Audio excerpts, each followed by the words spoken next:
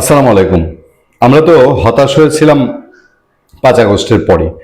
5 আগস্টের পরে বিএনপির এবং বিএনপি ছাত্রদল যুবদলের বিশেষ করে ঢাকাতে যা হয়েছে হয়েছে। ঢাকারগুলো অত একটা, ঢাকা যেহেতু অনেক ঘনবসতিপূর্ণ একটা শহর, এখানে মানুষের উপরে ডিরেক্ট এফেক্টটা ওই রেশিও অনুযায়ী বোঝা যায়নি, কিন্তু মফস্বল এলাকায় এই বিএনপি এবং বিএনপির অঙ্গ সংগঠনের নেতাকর্মীদের চাঁদাবাজি, দখলবাজি, এটায় আমরা হতাশ হলাম যখন তারেক রহমান বুঝলো যে ভাই এটা তো সীমার বাইরে চলে যাচ্ছে। এবং সীমার বাইরে যাওয়ার পরে উনি যখন বহিষ্কার শুরু করলেন, মানে ওই বলে না যে কম্বলের ওল বাস থেকে কম্বল সারা বাস, বহিষ্কার করতে করতে তার 6-7 হাজার নেতাকর্মী, 7-8 হাজার নেতাকর্মীকে সাময়িক বহিষ্কার করতে হলো। তখনই সংখ্যাটা দানা বেঁধেছিল। বিএনপির এই অংশটা, যারা এরকম খাদক অংশ, এরা ওত পেতে বসেছিল যে আচ্ছা ভালোই ভালো যাই হোক না, ক্ষমতাটায় আসুক না দলটা। এই ক্ষমতাটায় আসুকের পরে ওই যে এক বেটা মোটামুটি গিয়া তার নিজের বাড়িতে গাড়ি যাবে দেখে সরকারি গাড়ি কেটে ফেললো। তারেক রহমান যদিও সেখানে খুব শক্ত অবস্থান নিয়েছেন, তাকে দল থেকে বহিষ্কার করা হয়েছে, গ্রেফতার করা হয়েছে, আরো এরকম হয়েছে।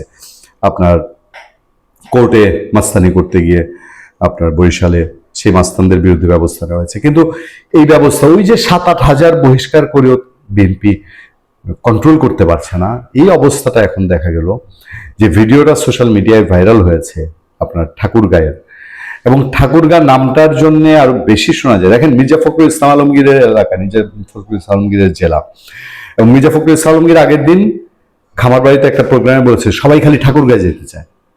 মানে আপনার মহাসচিবের জেলা, ওখানে গেলে পরে কেউ কিছু বলবে না, সুযোগ সুবিধা। এখন তার জেলার নেতারা তার নাক কান কতটা কেটেছেন। মহাসচিব দিশার একটা অবস্থা বলছে যে তার সকাল 6টা থেকে রাত 12টা পর্যন্ত খালি তদবির আর তদবির।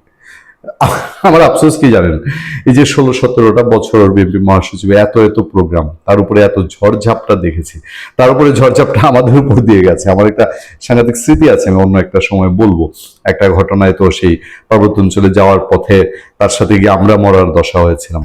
এই মানুষটাকে আমি, তিনি স্থানীয় সরকার মন্ত্রী হলেন, তার দল পাশ করলো, আমি তাকে কংগ্রেচুলেট করার মতো, আমি কারণ আমি জানি এই সিচুয়েশন গুলো এখন যে কি হবে, আমরা তাদের আশেপাশে আগামী 2-4 বছর ভিড়তে পারবো কিনা আমার সন্দেহ আছে। আমি চেষ্টাও করি না, নানান রকম ভাবেই তারকে চিনি, তার পরিবারকে চিনি।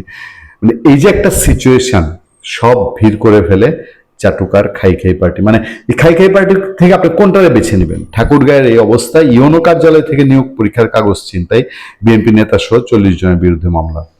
ইউনোকে যা ভিডিওতে দেখলাম, বেশ ব্যক্তিত্বের সাথে তিনি এটা ট্যাকেল করার চেষ্টা করছিলেন, কিন্তু তাকে বসায় রেখেই তার সামনে থেকে নিয়ে গেল। এবং আমরা আমাদের সামনে যে নিউজটা, সেই নিউজেই ছবিটার ক্যাপশন, আজকের পত্রিকায় ছবিটার ক্যাপশনে উল্লেখ করেছে যে হরিপুর ইউনিয়ন কার্যালয়ে মব সৃষ্টি করে, হরিপুর ইউনো কার্যালয়ে মব সৃষ্টি করে একটি কলেজের কর্মচারী নিয়োগ পরীক্ষার কাগজপত্র ছিনিয়ে নেওয়া হয়। আপনারা অলরেডি অনেকেই ভিডিওটা দেখেছেন। ঠাকুরগাঁয়ের হরিপুর উপজেলা নির্বাহী কর্মকর্তা ইউনোর কার্যালয়ে মব সৃষ্টি করে একটি কলেজের কর্মচারী নিয়োগ পরীক্ষার কাগজপত্র ছিনিয়ে নেওয়ার অভিযোগ উঠেছে উপজেলা বিএনপির সভাপতির বিরুদ্ধে। অভিযোগ আর কি বলবো, এটার অভিযোগ বলে আবার একটু হালকা করে দেওয়া হয়, তো প্রমাণিত। এবং সেটা উপজেলা বিএনপির সভাপতি। মির্জা ফখরুল ইসলাম কি একজন উপজেলা বিএনপির সভাপতিকে ফেলে দিতে পারবেন? তাদের সমস্যাটা কি জানেন? ওই যে মিঠামইনে বললাম না যে গাছ কেটে, যেই লোকটা মিঠামইনের, সেই আপনার সরকারি গাছ কেটে ফেলো তার বাড়িতে গাড়ি নেওয়ার জন্য, এই লোকগুলাই একসময় কিন্তু বিএনপির জন্য বহু মূল্য দিয়েছে। তাদের সহায় সম্পদ, ঘর বাড়ি, চাকরি সবকিছু গেছে, কিন্তু বিএনপি ছাড়ে নাই। কিন্তু সে লোকগুলো বিএনপি ক্ষমতায় আসার পরে দানব হয়ে উঠলো। এই ঠাকুরগাঁয়ের বিএনপির যে সভাপতি আপনার হরিপুর উপজেলার, এই লোক নিশ্চয়ই বিএনপির থেকে লোক, কিন্তু ক্ষমতায় যাওয়ার পরে রূপ চেঞ্জ। আওয়ামী লীগের দানব বলে না, দানবকে খেদাইতে গিয়ে বিপ্লব করে তুমি দানব হয়ে ওঠো না। নিয়োগের অনিয়মের অভিযোগ তুলে শুক্রবার বিকেল 4টার দিকে এই মব সৃষ্টি করা হয়। ঘটনার একটি ভিডিও সোশ্যাল মিডিয়ায় ছড়িয়ে পড়েছে। এই ঘটনায় শুক্রবার দিবাগত রাতে মেদিনী সাগর বিএম বিশ্ববিদ্যালয়ের অধ্যক্ষ নিয়োগ পরীক্ষার সদস্য সচিব হারুনুর রশিদ বাদী হয়ে হরিপুর থানায় মামলা দায়ের করেন। মামলায় উপজেলা বিএনপির সভাপতি জামাল উদ্দিনকে প্রধান আসামি করা হয়েছে। এছাড়া আরো 9 জনের নাম উল্লেখ করে অজ্ঞাত 35 থেকে 40 জনকে আসামি করা হয়েছে। মামলায় সরকারি কাজে বাধা, চাঁদা দাবি, মারধর ও ভয়ভীতি প্রদর্শনের অভিযোগ আনা হয়েছে।